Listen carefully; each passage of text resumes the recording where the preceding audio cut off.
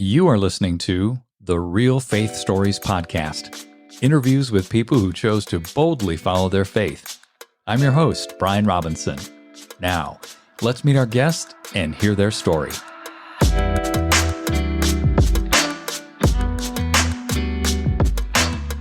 Ford, welcome to Real Faith Stories. It's really an honor to have you on the program today. Hi, Brian. It's great to be with you. It's an honor to be on the program with you for sure.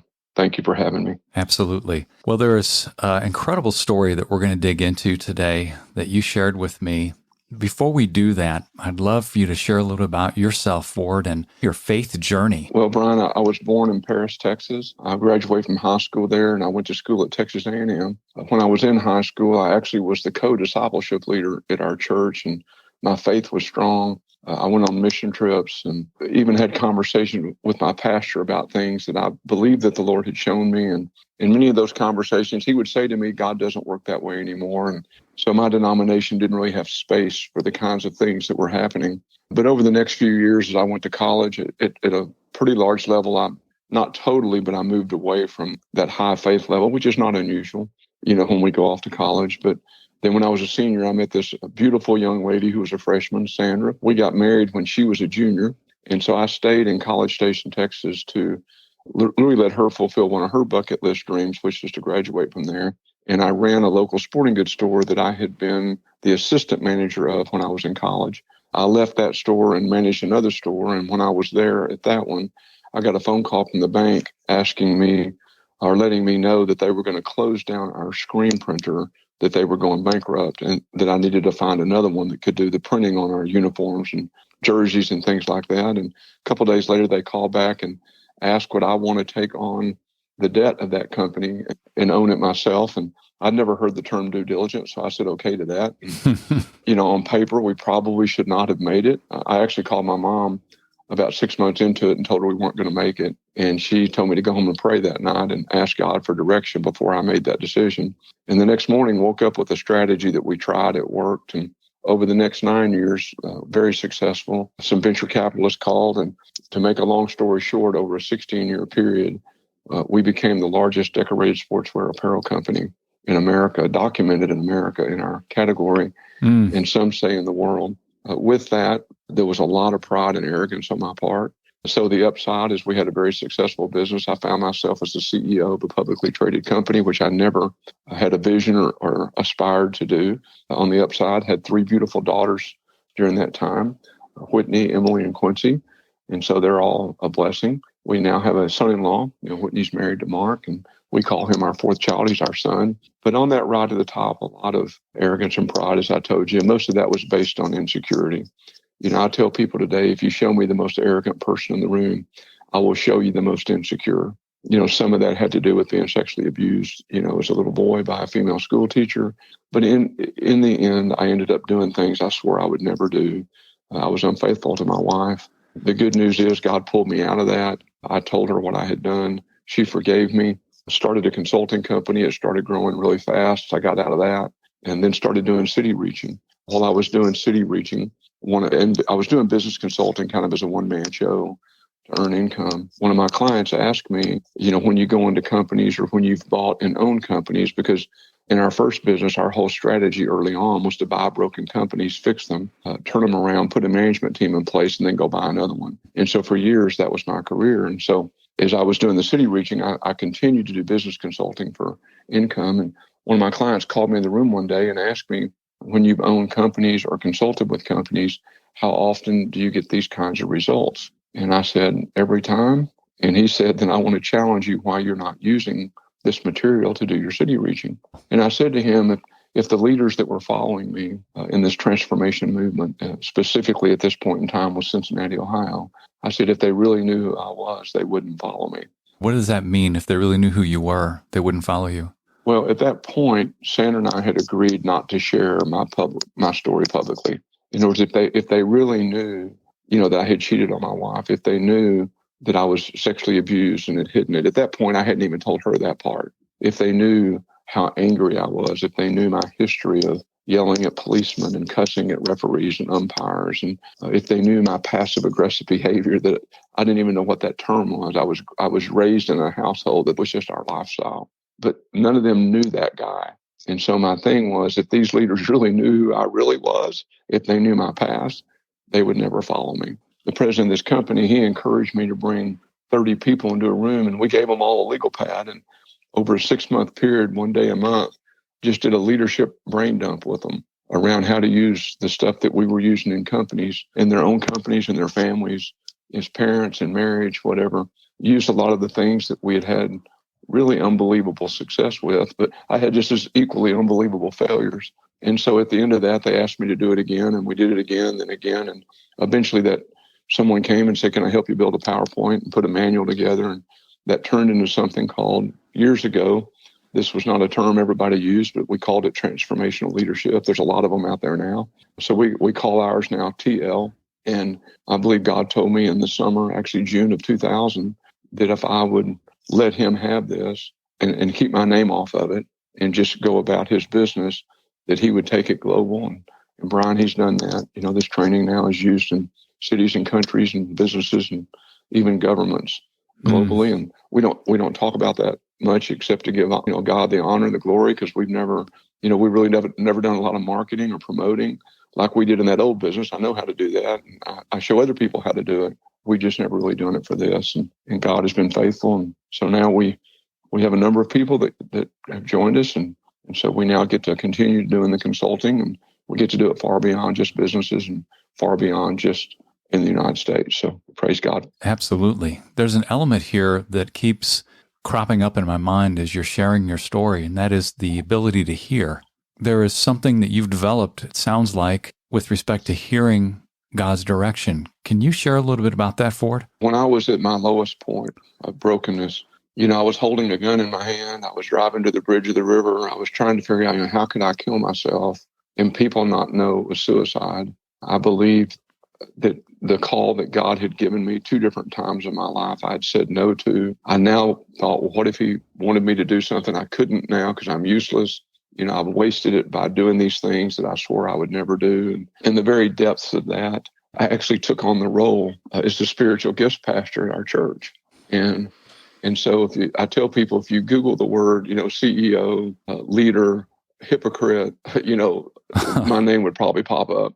But during that time, I wrote this program. So the pastor and his wife taught this course. And then he came to me and asked me to teach it with her so he could do something else. Well, once I took on the role, I wrote this program where if you came through the class, Anita and I would do a 2-on-1 interview with you after the class, you with your gifts, not only to use at church, but to use out wherever you made your income or as a parent. So we made the gifts work across whatever sphere in which you lived, worked, or played. And for them, that was kind of unique because their life had all been in the church world. But as we were having these 2-on-1 meetings, pretty much every time we were having them, we were seeing miracles. And Dale and Anita were pastors at our church for about 11 years. But before that, they had spent 33 years in Cyprus, Israel, and Africa. And so while they had the same denominational background I did, that had really been undone in them. And so they were telling me that we've never seen prayers answered like God answers them for healing and when you lay hands on and pray for people. But what they didn't know is that after every one of those meetings, I would be beating on the steering wheel all the way home, crying before God and saying, what about me? What about me? And so I tell people today that, when Jesus says you'll preach in my name, you'll heal in my name, you'll prophesy in my name, and I'll say, I never knew you. That very likely might have been me at one point. And anyway, one day, Dale and Anita came to me and said, could the 3 of us interview each other? Because we had not gone through the interview process because I wrote it after I took on the role. And it came time for my interview. And Brian, honestly, had I thought about it, I would have said no. I wouldn't have done it. But in my interview, the same thing happened for me that had been happening for everybody else. God showed up in a way that even they say, I won't go into the detail, but they still say today, I'm still friends with them. After 55 years in Cyprus, Israel, and Africa, in the United States for 11 years, back in Israel, running the house of prayer in Jerusalem for 7 years, now back in the United States. Last Christmas, they still said, we've not seen God like we saw in that office that day. But he spoke to me with such clarity I've asked you 2 times. I won't be back. This is my last call. And I got up and walked out of there and shut down that old behavior. Started getting counseling, getting some help. 2 years later, really was hearing God's voice in a way that I didn't think possible. I had a friend, a man who'd become a friend who was a naturopath, homeopath, chiropractor. And when I first went in to see him, I was the mess that I told you about. I'll never forget. I actually am the forward in his book. And he laid his hands on me and he told me why I was depressed and he told me how to get over it. But I thought he was a kook. But he laid his hands on my liver and he said, your depression's in your liver. And if we can cleanse your liver, you'll be okay. But he said these words to me. He said, did you know that when your body, mind, soul, and spirit are all in alignment, that you can hear God's voice in a way that you never thought possible? And I'll never forget, I was walking to the car thinking, what a kook. I'm cheating on my wife. I hadn't heard God's voice in years. So this was before that experience in the office. But after that experience, a lot of healing started taking place. I was on all kinds of medicines. And within 90 days, I was off of all the medications, antidepressants, anxiety medication, liver medications, 3 different rosacea medicines every day. And then all of a sudden, what he had said was true, that when your body, mind, soul, and spirit are all lined up, it's amazing, that we can sense and hear the voice of God in whatever way he speaks to us, and different ones of us hearing different ways. And for me, Ryan, this sounds a little bit weird, but normally if I hear something that's atypical, the way I would normally think, that's the one I really start saying, God, is that really you? Mm-hmm. Because that's not the way I think. And if you want me to do it that way, I'll do it that way. Like, let you have this material and take it around the world without me doing any marketing. When I know how to do sales and marketing, I've always done that. That's been my career. Yeah. But even today, I tell our team and people that know me, when I get to heaven, I'm going to hear one of 2 things. It's either going to be, what in the world do you think you heard in the summer of 2000, or well done. And I don't know which one it's going to be for sure, but it's going to be one or the other, because I either missed by a mile or heard pretty clearly. But over time, I know that God does guide and direct. And I call him, the best GPS system in the world, the God Patrol system. If we're going down the road and he says turn right and we miss it, he's just a good God. He'll say, take the next right, do a U-turn. So it's not like we miss just because we didn't hear exactly right the first time. And so I don't hear exactly right the first time every time. Most people, as you know, Brian, all they get to hear is the stories after you get it right. Most people don't hear the stories of the intense prayer, sometimes the travailing, sometimes the weeping before God, of looking for that direction. And so they don't get to hear all that background. Mm-hmm. All they say is, wow, look at how that person heard God's voice and look at the outcome. But they may not get to hear all the other stories of the little misses along the way. So, but we're all human, but God does speak to us. He does direct us. And it sounds like for you, he takes an obtuse angle, a different way of thinking to awaken you that, hey, you might consider this. That's correct. And that's when we go get wisdom from our friends, those that we seek wisdom from, that we get them to pray with us and we ask for their counsel. And that way, if we're not out there trying to do it alone, we are typically in fairly good shape. When we try to do it alone, that's where we get ourselves in trouble. Oh, that's such great advice. We so tend to think we can figure it out on our own, don't we? Yes, we do. Share with me the story that you had mentioned that I alluded to in the beginning of this conversation, please. Set it up if you would and tell us what happened. Okay. Well, as I told you, I was doing business consulting, coaching, whatever word you want to use, but really consulting in businesses alongside doing the city reaching work. And a friend of mine and his family called me and asked me to meet with them, and I did. And their company was in a lot of trouble and they needed a turnaround. And they asked me, would I work with them? And I told them the turnaround takes a lot of time. And right now, with everything else I had going on, I didn't really have time to do it. And so I told them that I would find someone. And so I went and found a guy that I thought was really good at it.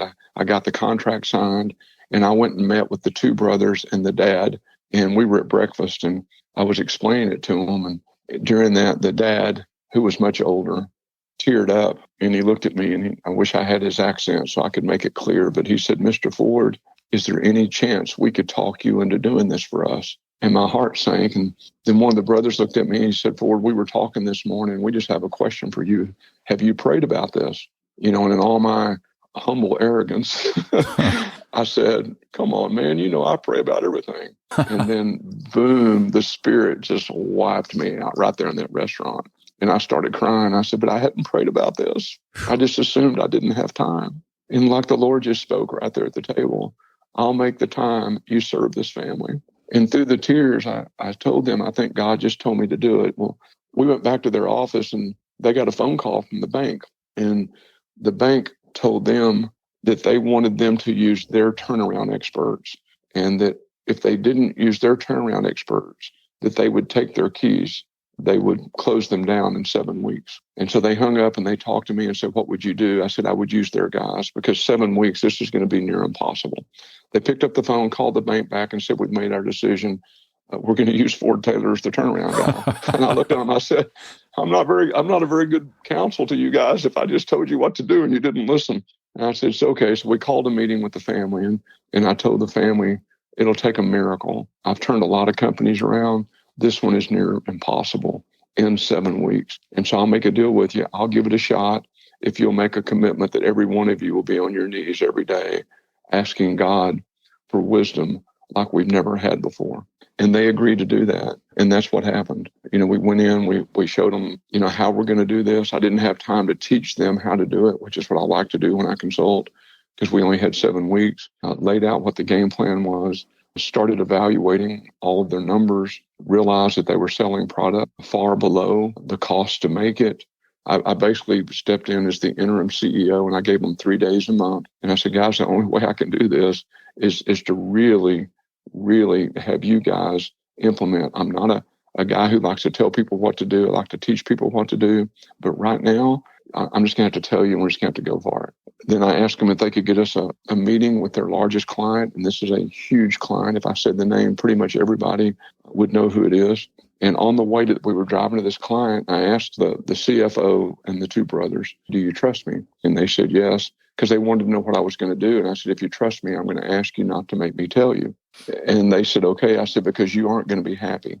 And so we went in with these executives from this huge company, and we have this model of how to host a meeting called the Waddle model, which is a welcome, share something good, do an affirmation, ask questions, what do you want to accomplish while we're here? Then we go into the discussion while we're there. Then we empower and launch people to go do what we all agreed to. So we're in there using this model. And as we got to the A, one of the executives asked them, who is this guy? What he's doing? What is he doing here? And then they introduced me. And I said, I have some questions for you. And I said, do you want this company in business? Do you need them or want them in business? And they said, we do. Why do you ask? And I held up 2 folders. I said, I got one folder here that shows us how to keep them in business. And I got another folder that shows us how to shut them down without disrupting your manufacturing and the product that they make for you. And I just want to know which folder you want to see. Well, you can imagine the owners going, what did he just say? and the execs just looked at me and I said, so which one do you want me to show you, how to close them down or how to keep them open? And they said, we want to help you keep them open. And so I showed them all the price increases, et cetera, we needed. They asked me how I had come up with those prices. I told them. They said, you're 1 penny off what we pay everybody else. I then asked them all the money for a rebate that they owed them. Would they forgive the rebate? And they said yes. And so all these things that would not necessarily be common practice started happening. 2 days later, we found another product. I had to call them back. They gave a price increase on that. We found ways to increase production in ways that they had never been able to do before. So demand started going up. We're now producing things at the price that they could make money. And in that 7-week period, through prayers, God's grace, executives doing things that they normally wouldn't do. That company was about a $20 million company. It wasn't huge, but they went from losing $250,000 a month to making about $250,000 a month with no real increase in sales, but just with all the operational improvements. But Brian, towards the end of that 7 weeks, we found another $1 million accounting error on their balance sheet, which threw them way off of the covenants with the bank. So we got a phone call, even after we thought the company was saved, that the top guy, he's called the turnaround, the workout guy in a bank. In the workout department, they take bad loans out of the loan department. They put it in the workout department, and they try to work that loan out of the bank. And they'll do that by closing a company down and selling the assets, or trying to sell the loan at a discount to someone else. But anyway, so we get a call that the top guy from the workout department nationally is flying into town to meet with us. And so the bank that we had the relationship with, the banker said, you know what this means? He never goes anywhere unless he's going to take the keys. Mm-hmm. And I knew what that meant. So I met with the family again, and I said, do you trust me? I said, because right now, I mean, this lady right here will tell you this man has never shown up and not taken the keys. And so they come in and we're meeting with them. And after the meeting was just about finished, I asked the family, could I get 5 minutes with these three guys alone? And they said yes. And from the bank. And I looked at them and yeah, from the bank, Mm-hmm. from the top workout guy and the two guys that were with him. And I said, look, I get it. And if you had come in here 2 months ago, I would have thrown these keys to you. I wouldn't have even argued with you. I said, but look, we've gone from losing 250 to making 250. Well, then they started screaming about the $1 million balance sheet error. And I said, I know. I said, we found that this week. And he said, well, the CFO said he resigned. You fired him. I said, no, he resigned. He said, no, you fired him. I said, no, he resigned. I would have fired him, but I didn't get to because he resigned. He knew what was coming. And I looked at him and I said, oh, I have a question for you. It's when we started the meeting, we used that Waddle model again.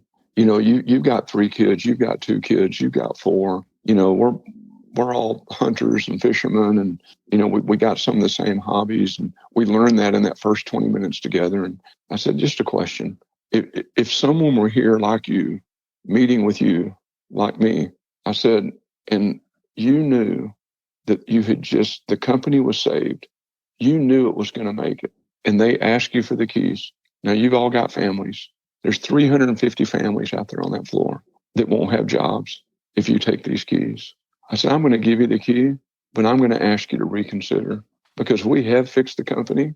We will make it profitable. And what we've done in the last 7 weeks, we'll be able to do again in the next 7. And I know you don't reconsider, but here's the key, but I'm going to ask you to reconsider. And he asked me to leave the room. And I went outside and I said, guys, start praying right now.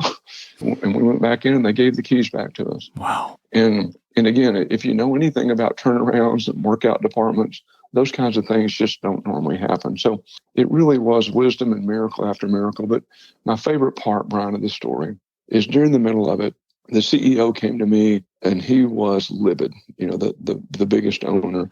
And what he was mad about was that he had never heard from his father, I love you or I'm proud of you. I mean, he was so angry. And I've told him, anytime you're angry, yell at me, stop yelling at your employees. Matter of fact, early in the turnaround, I went to him and I said, I've noticed that every morning you pray with your team first thing in the morning, and by 10 o'clock, you're yelling at them. And he said, yeah. He said, you want me to stop yelling at them? I said, no, I want you to stop praying with them until you can stop yelling at them because you don't have any credibility. And he cried and he stood up and apologized to every employee for all the screaming he had done with them over the years, and he committed to stop. But so he's yelling at me about this thing with his father, and he said, what do I do? And I told him to get his pen out and write this down. And we had this thing called a 6-step apology. I said, I want you to go meet with your dad, and I want you to say this to him. Dad, I've not honored and respected you as my father, and I've been wrong. I'm sorry. Will you forgive me for not honoring and respecting you, and hold me accountable for the rest of my life that I will honor and respect you? And then pause and give your dad a chance to answer. And if he doesn't answer, that's okay. Keep going. And then ask your dad, is there anything else that I owe you an apology for or that you want to talk about? And he said, you want me to apologize to my dad? I said, well, have you honored and respected him? He said, no. I said, then yes, I do. And that's it. It takes 30 seconds. Well, he came back, and sometimes he comes to our trainings and he tells this story himself.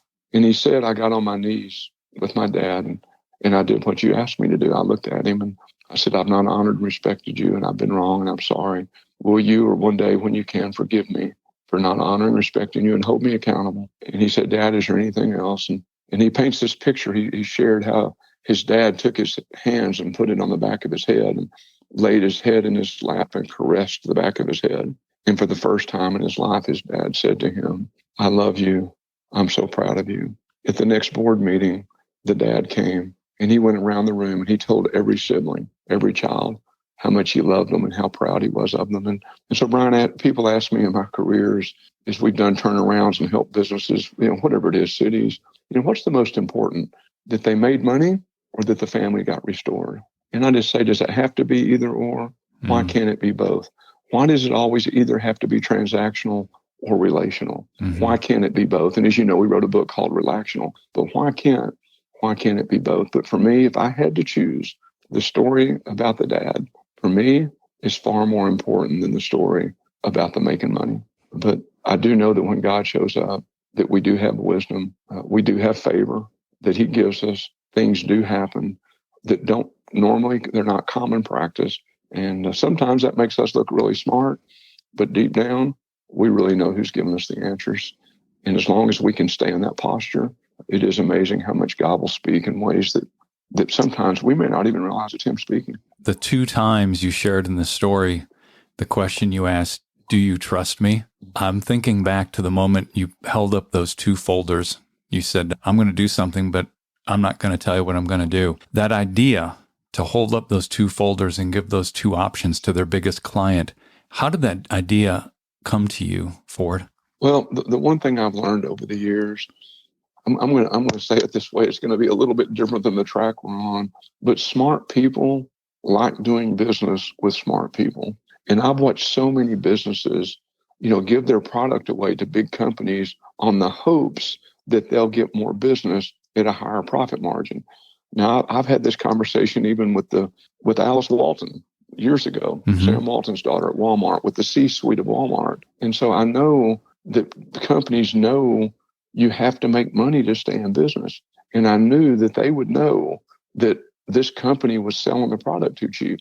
And for some reason, they felt like they had to sell it cheap to keep the business. And if they did, then they couldn't stay in business anyway. In other words, if they were going to require them to continue selling those products at that price, then the right answer was to close them down. I mean, that just is the right answer. If they were going to give us the price increase, then the right answer is to fight to keep them open. And so I think what God says in his word is to be honest, to be transparent, be vulnerable. And I do believe that, Jesus says, if you'll humble yourself, I'll exalt you. If you exalt yourself, I'll humble you. And boy, have I exalted myself and gotten humbled before. I mean, I know I got that T-shirt. Matter of fact, I made that T-shirt. And so we were in the business. But he's faithful to his word. And I believe going in and being honest and direct is really just something that's right out of his word. And as we know, he speaks through his word. And I think that one's a pretty clear speak. And it sounds like when you walk into a situation like that, you are truly yielding. You're not trying to push the result one way or another. Of course, you'd love a certain outcome, but you are truly trusting God to do what he does by speaking the truth. Correct. And that's it. I mean, Jesus is so clear. The truth sets you free. And I just watch so many people, whether it's in business or government or the classroom. I mean, look what the media is doing to us right now. I mean, it doesn't, and I'm not trying to hammer the media. All I'm saying that we know as believers, the truth sets us free. So why don't we go for the truth and not be drugged into the world's ways? Even now, the media, how does it separate the church? Well, it drags us into the 2 extremes. It drags us extreme left or extreme right, and we don't live there. That isn't where we're told to live. We're told to live in the truth and in that truth. So I do believe that. And so I've seen it over and over in the last 20 years that kind of truth, that kind of vulnerability, that kind of transparency, that God just seems to show up and just do what he does. The freedom in being able to just speak that truth and trust that God is working in the best interest of everybody. What else do you do but hold your palms up and say, here you go, Lord, I'm just going to speak it. That's it. And even when I was with the workout, they had said he never has shown up in a company before and not taken the keys. But the truth is, would you want someone to do this to your family after it was fixed? Right. See, the truth is, if you'd asked me 2 months ago, I would have told you, I don't know that it's even possible to fix this company. I mean, I told the family that. I don't know that it's possible. So get on your knees and pray for God's wisdom. Yeah. But now that it's fixed, would you want that?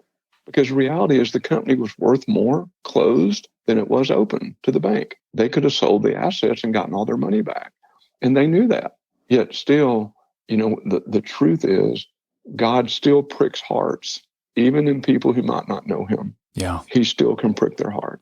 And God may know these people. I didn't say were they believers or not. I don't even know. But I do know that his truth still pricked their hearts in a way that they said, let's give it 30 more days. And they did, and we were able to do it by the grace of God. So, yeah, vulnerability, transparency, truth. It's just God's way of doing business, and so counter to the world's way. One of the things that you say, Ford, is being able to see that work is worship. Could you explain that? Yeah, this is one of my favorite subjects. A lot of people don't know that in Hebrew, the same root word for work is the same root word for worship. And the first time that the word was used for singing and dancing was, after Moses and Miriam, and they all crossed the sea, and then the water drowned the army that came after them. But up until that time, that root word was worship me by working the garden, by taking care of the cattle, by taking care of the earth. That was worship, okay? But at some point, we turn the word into an event. A lot of people, probably listeners on your show, know what Romans 12:2 says. It says, be transformed by changing the way you think, by the renewing of the mind. Don't be conformed to the patterns of this world, but be transformed by changing the way you think, so that you can know the perfect, acceptable, pleasing will of God. But a lot of people don't know what Romans 12:1 says. It says, therefore, that your whole body be a living sacrifice, holy and pleasing to God. This is your true and proper worship. And so I can show you many places in the Bible where it talks about basically everything we do is worship. How we do our emails, how we drive our cars, how we treat our children, how we treat our spouses, how we treat our employees, our bosses. Just because 3% approximately of the body of Jesus Christ gets vocational income from the traditional missions, ministry, pastoral world. And 97% of us get our vocational income in some other sphere in the workplace, whether it's, in business, stay-at-home mom and dad, school teacher, government, actor, athlete. But most of us get our income, 97% of us, in some other sphere. But because we've made up terms that aren't in the Bible, like lay people, the Greek word is actually saint. It's not layperson. But because we got this chasm that we say come to church and worship and then go out and do everything else. And so, we've now taught thousands and thousands of pastors. We've planted lots of churches with our material in other countries, this TL material, and teaching them to launch your congregation to go worship in their work, that it's not. And just to touch on that, and some of your listeners probably know this, but 115 times in the New Testament, the word ecclesia or ecclesia is used in Greek. It's a Greek word that was adopted by the Roman Empire. And the definition of that word is assembly of decision makers. Well, 112 times when that word ecclesia is translated into English, they use the word church. 3 times they use the word assembly. I'll give you an example. And so the Roman Empire, for example, what they would do is they would send an army and they would go conquer another city or country. And then the Roman emperor, he would take his apostles, that's what they were called, governmental authority in the marketplace, that's the definition, Greek terms, they spoke in Greek in the New Testament, and the Roman Empire adopted a lot of those. And so he would take apostles, education, government, arts, entertainment, and he would send them into the city that they conquered, and they would take the ecclesia, the group of decision makers, and they would put them in these new cities, and they would put the Roman culture there. So think about this. So when the kingdom came, his will would be done there as it was in Rome. Wow. So Jesus understood how he was talking, and most of us have never really studied what was taking place in the first century to understand better what Jesus was saying. But here's my favorite place, is when Jesus asked Peter, who do you say I am? And Peter says, I believe you are Jesus Christ, the Son of the living God. And Jesus looks at him and says, based on that knowledge, you couldn't have known that unless the Father showed you, but based on that knowledge, I will build my Now remember, I will build my culture, okay? And I want you to take my culture. See, he couldn't have meant local church. They didn't exist back then. So he couldn't have meant that. But I will take my culture, okay, and we will permeate it across the earth. And everybody back then would have known what he meant. Now, the 3 times that he uses the word assembly are all in Acts. The rest of the times when the word is church, it's in the others. It's amazing to me that when they use assembly, that's where all the miracles took place. Now, I am a huge fan of the local church. I want you to hear that. I work with thousands of pastors. I am a huge fan. So do not hear me hammering the local church. What I'm trying to say is, I believe it's the local church's job to train the ecclesia how to go out and worship as the ecclesia in the culture. In other words, take this culture of love, forgiveness, peace, patience, hope, joy, goodness, meekness, gentleness, understanding, God's power, his authority, his honor, his glory. Take this with you out on Monday morning when you're coaching your kids, when you're working. And I believe that's the true definition of worship and the true definition of the ecclesia, that we are the ecclesia. We do go to a building to get some teaching, training, and equipping, some celebration. But man, where does it happen? It happens in the other 80 hours a week that we're out away from that building, not just in that building. Yeah, absolutely. That is so powerful. Thank you for sharing that. What is the biggest, most consistent piece of advice that you tend to share with your consulting clients? Wow, that's a big one. Can I give you 2 or 3? Sure. One is I tell them to be sure that they have a consistent common language and playbook for their culture. In other words, have certain things that when you say them, everybody knows it. And there's some playbook words that we give them, for example, how to do discipline, how to resolve conflict, how the brain works. In other words, that everybody in the company knows when you use these words, they're all talking about the same thing. So number 1 is a consistent playbook with culture. Number 2 is that there is an agreed upon motivational, inspirational, practical, and implementable vision. We call that a BPMOSA, a vision with a purpose, a mission, objectives, strategies, and action plans. And so if you have a culture with a consistent language and everybody's bought into a vision and pulling on the rope in the same direction, it only takes 3 to 5% of any organization. And I call an organization anytime 2 or more people are in relationship. So that could be a family, but we're talking about business right now. So it only takes 3 to 5% of your people to completely shift the culture and race towards a common vision if they're in agreement on it and they have a common language to get there. And so that's the first 2 things we try to teach them. And then from that, we do a lot of things underneath that. And then we tell them that when you're looking for employees, look for grit and humility. You know, people that have drive and they're humble enough. And the way we say that one is to learn to give up your need to be right without losing your passion for truth. And so if we can get them to do those few things and get their team going the same direction, it's amazing how successful organizations can be. Because this one's critical, is that leadership is not about a job or a position. It's about influence. And so we can influence up to our boss, to our parents, to our coach. We can influence across, that's to our peers, our neighbors, our coworkers, the teams that we're on. We can influence down, that would be our children, our employees, the teams we coach. But one level of influence people forget about is we have influence with ourselves. And so we teach the leadership team and the employees how to have influence in all 4 of those areas.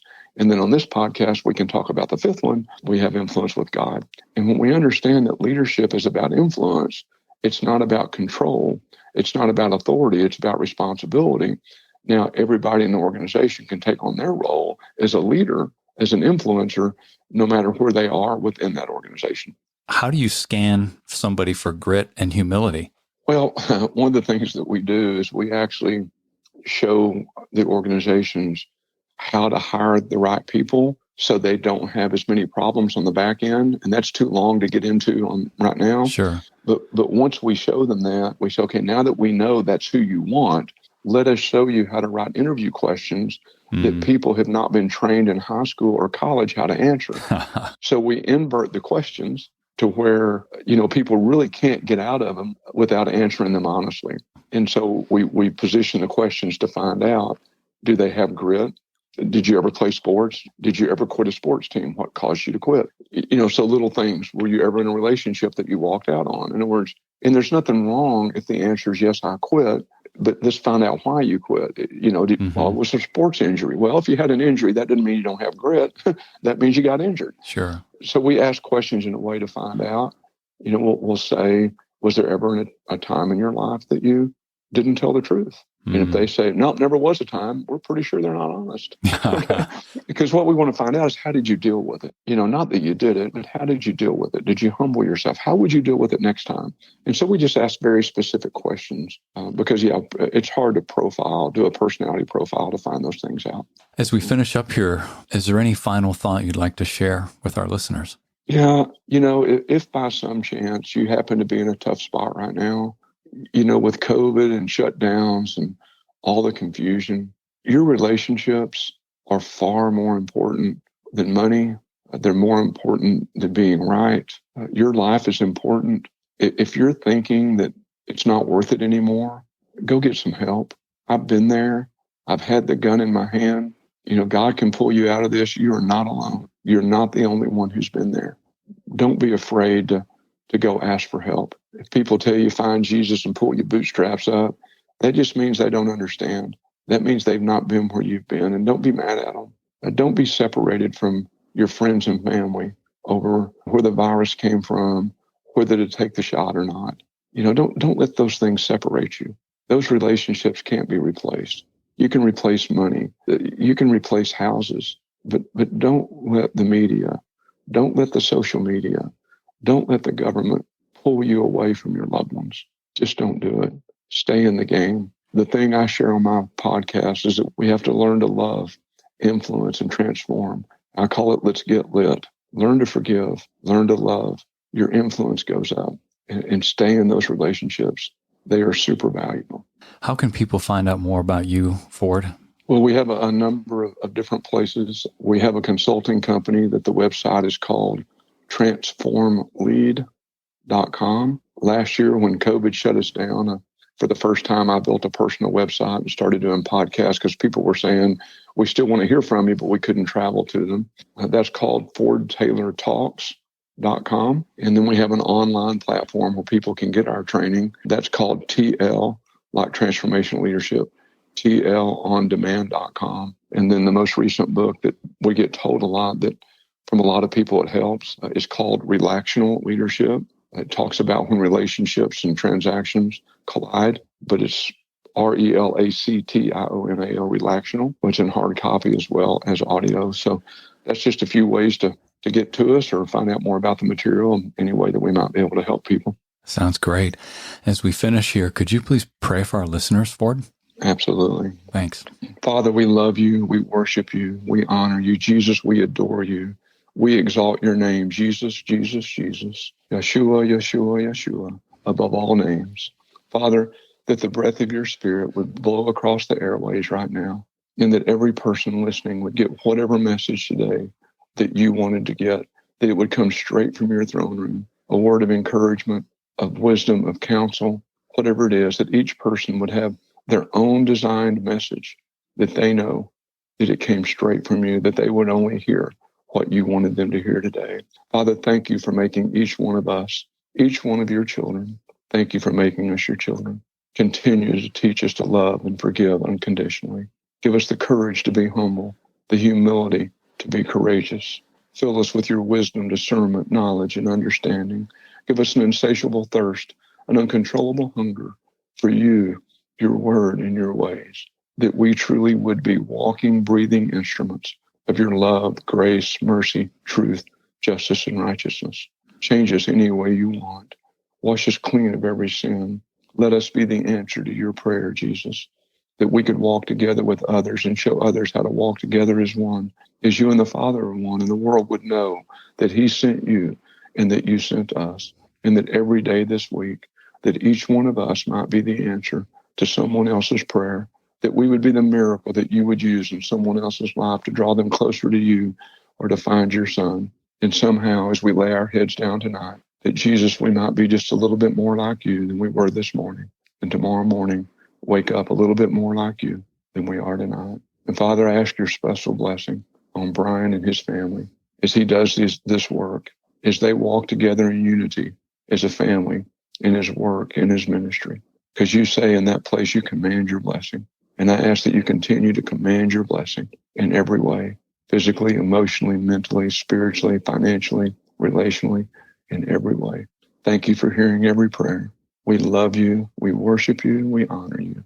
And we ask these things in the name of Yahweh, in the mighty name of Yeshua, and in the power of your Spirit. Amen. Amen. Thank you, Ford. Loved the conversation. I sincerely appreciate it. Ryan, thank you so much. You're such a blessing. Thank you for all you do for so many people. Hey, everyone. Thanks for listening. Please make sure you subscribe to the show and share this with someone you believe would be encouraged and motivated by these stories. Until next time, I'm Brian Robinson, reminding you that the greatest decision you could ever make is to ask Jesus Christ to become the Lord of your life. If you haven't done that, read Romans chapter 10, verses 9 through 11. Thanks again for listening.